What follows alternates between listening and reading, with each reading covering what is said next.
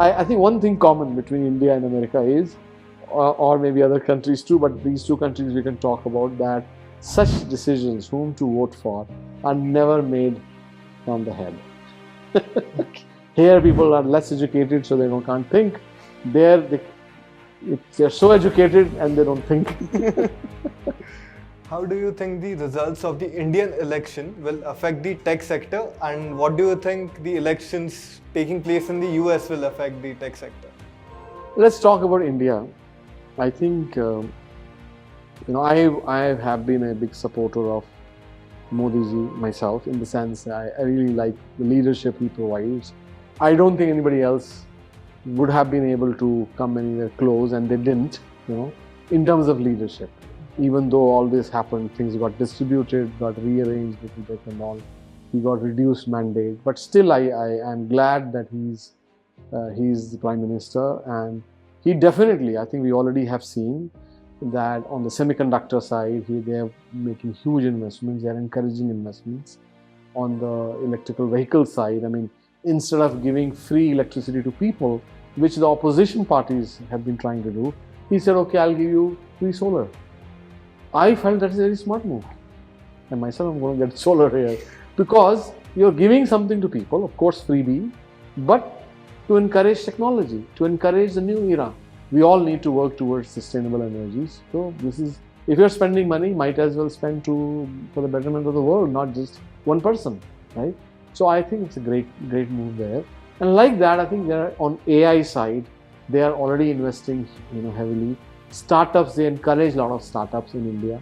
So I think next 4-5 years in India are going to experience tech boom.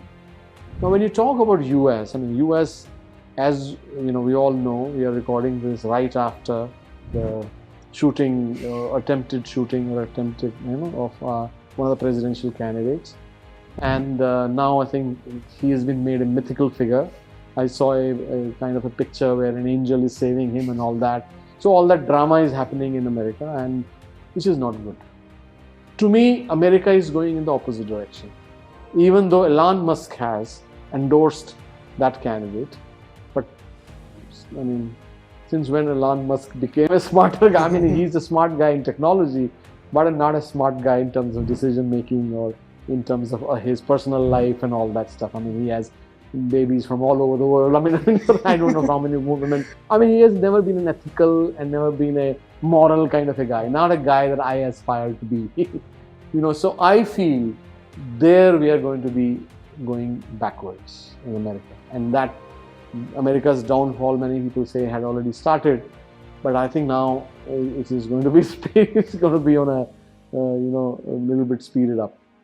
I think that's sad. It's sad because I feel America is still the best country in the world. When you compare, recently I traveled through so many countries in the last few months, and I think still US is the best. But it pains me to see what it is going through.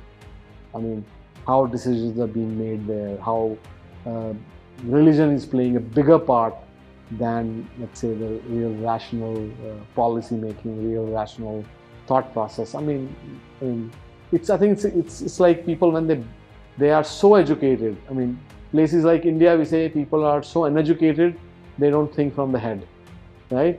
There, people are so educated and they don't think from the head.